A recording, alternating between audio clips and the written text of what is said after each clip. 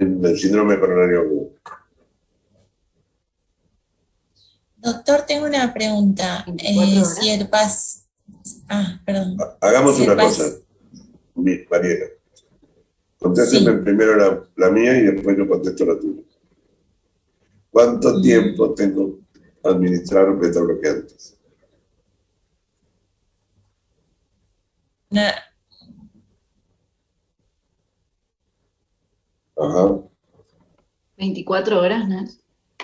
24 horas.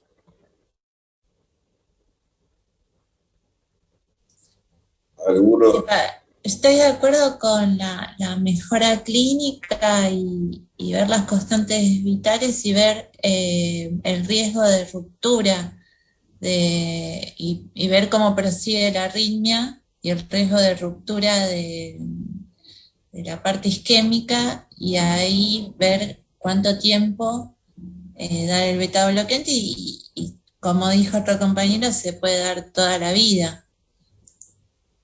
bien, bien. Si yo les preguntara, ustedes dicen que hasta que esté estable el paciente, ¿cuáles serían los signos de estabilidad que piden? Muchos pacientes no tienen ningún signo de inestabilidad durante su infarto. No están hipotensos, no están taquicárdicos, no tienen insuficiencia cardíaca, no tienen arritmia. Por lo tanto, la administración de beta bloqueantes excede esta situación. Sí, Lo que pienso que se cambia, puede sí, hacer ecodoppler, o sí, no, sea, pero lo que cambia, uno va a seguir administrando beta bloqueantes por años. El beneficio demostrado por los trabajos es a 5 años, es decir, que la administración sostenida de beta bloqueantes por 5 años es beneficioso en la reducción de la morbilidad y mortalidad. Pero lo que cambia a veces es el nombre que le doy a la administración. Cuando el paciente ingresa con un síndrome coronario agudo, yo se lo doy en forma aguda por una situación puntual. Durante un tiempo después de esa situación aguda lo uso como tratamiento, pero la continuación en el tiempo lo uso como lo que se llama prevención secundaria.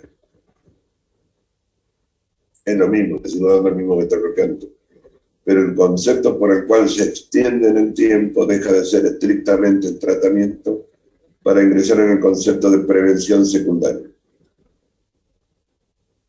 Juliana Vilouta, ¿sos capaz Sí. de decirme qué significa prevención secundaria? Em, es antes de tener la enfermedad, prevenir No, que... no. ¿No?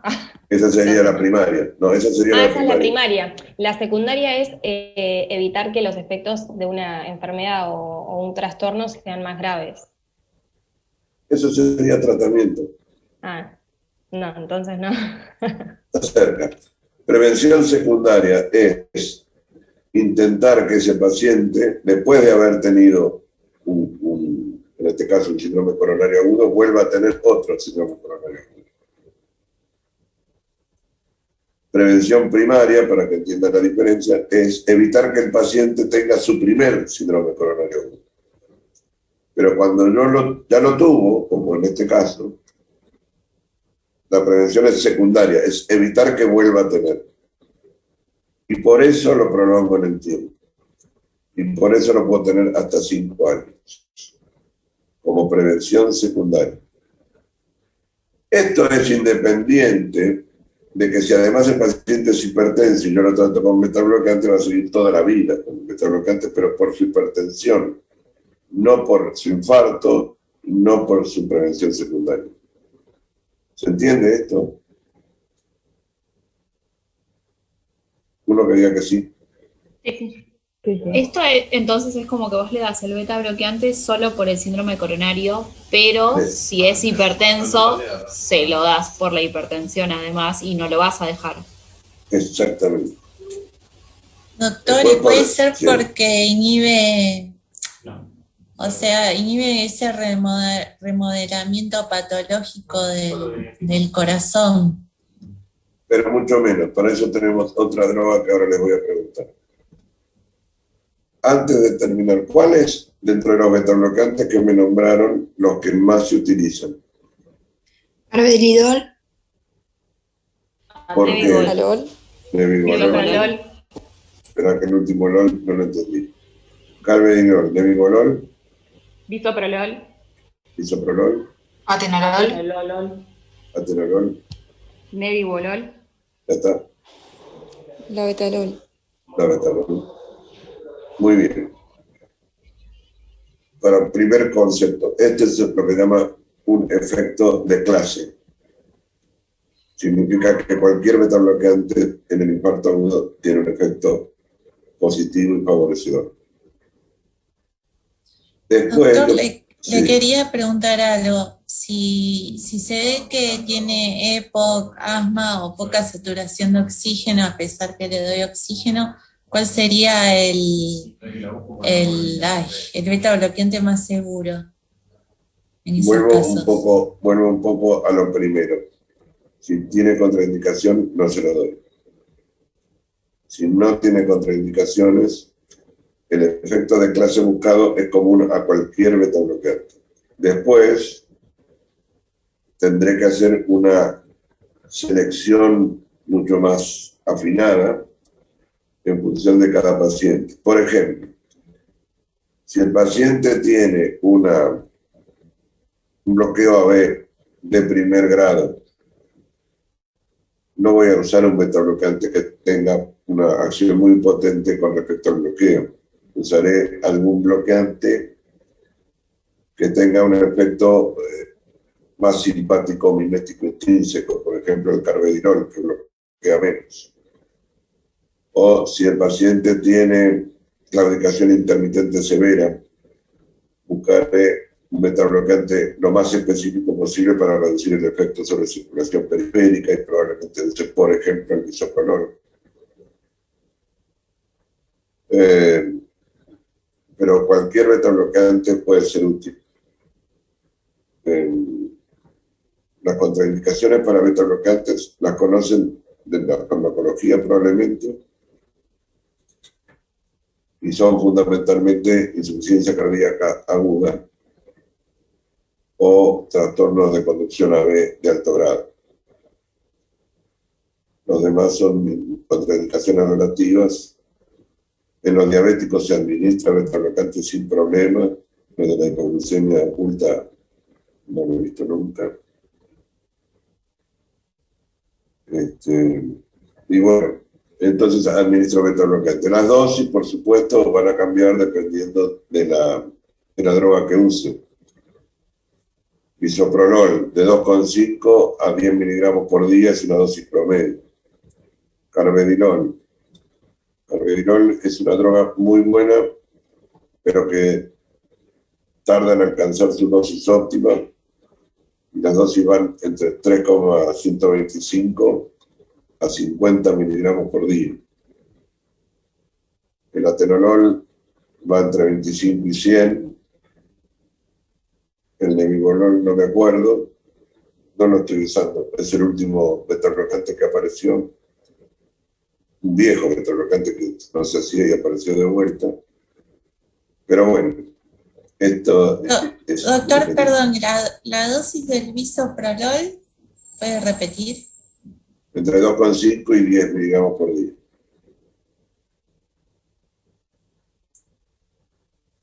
Bueno, vamos, sigamos porque si no, no vamos a llegar a nada. ¿Qué otra droga le vamos a empezar a administrar al paciente que cursa un síndrome coronario agudo? Estatinas. Bien. Nitroglicerina. ¿Cómo, perdón? Nitroglicerina. Bien, bien, bien. ¿Gastón? ¿Mucho? No lo veo, pero la voz es... Sí. Nitroglicerina. De entrada nomás. Aspirina, clopidogrel, betabloqueante, nitroglicerina. ¿Cómo administro la nitroglicerina? sublingual, Intravenosa. Vamos a considerar que los dos tienen razón. La primera forma de administrar la nitroglicerina es nitratos o nitritos que se administran por vía sublingual, que igual que la aspirina, se absorben por la vía yugal y rápidamente alcanzan una concentración útil en sangre, pero con una vida media muy corta. Pero para empezar a tratar un paciente, la nitroglicerina o los nitritos sublinguales son muy útiles. Después voy a tener tiempo para preparar una infusión de nitroglicerina con una dilución específica para que haya un goteo continuo de nitroglicerina y no caiga rápidamente la concentración efectiva en sangre de la nitroglicerina. ¿Cuál es el efecto de la nitroglicerina? Vasodilatación venosa. Dilatación venosa y arterial. Ajá. ¿Y en la coronaria? Tiene un predominio de vasodilatación Aumenta el flujo venosa. sanguíneo por la vasodilatación coronaria. ¿Pincel? Sí, ¿Cómo es? aumentar el flujo sanguíneo por la vasodilatación coronaria que genera. Perfecto. Y disminuir, Daniela, Daniela, que nos disminuir dio los la recargos por el aumento de la capacitancia venosa. Sí, pero en el infarto agudo no puede incluso hasta generar un efecto deleterio que es hipotensar al paciente. No es eso lo que busco. Digamos, sí lo buscaría, por ejemplo, la reducción de la precarga en el tumor. Calmar el dolor también. En realidad es un analgésico indirecto porque ¿por qué duele el infarto? ¿Por qué duele el síndrome coronario agudo? Por la isquemia. Por la isquemia. Exactamente. En la medida en que yo reduzca la isquemia voy a tener menos dolor.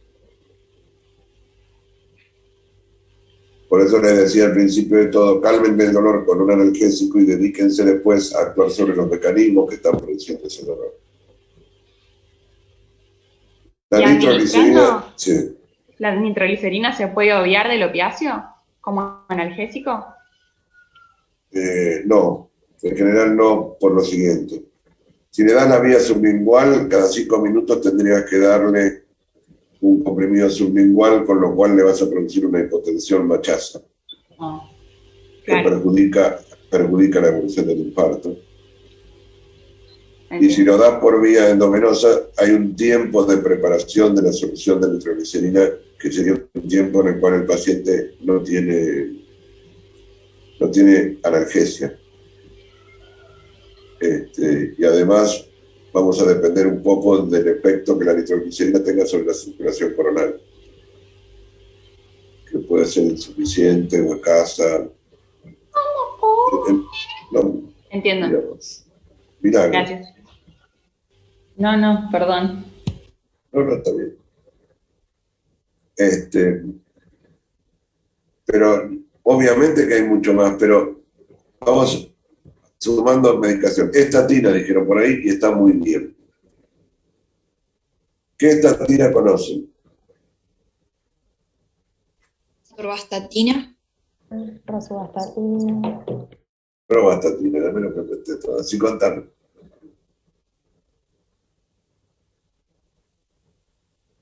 Atorvastatina, rosuvastatina. Y simvastatina. Muy bien, en realidad estos son los más utilizados en la práctica diaria. ¿Cuál es el efecto de las estatinas y por qué lo damos tempranamente? Los efectos pleotróficos. Tal cual. ¿Ven la pantalla? Sí, es un estabilizante de placa. En realidad es un estabilizante de membrana, no de placa. En general tiene un efecto relajador sobre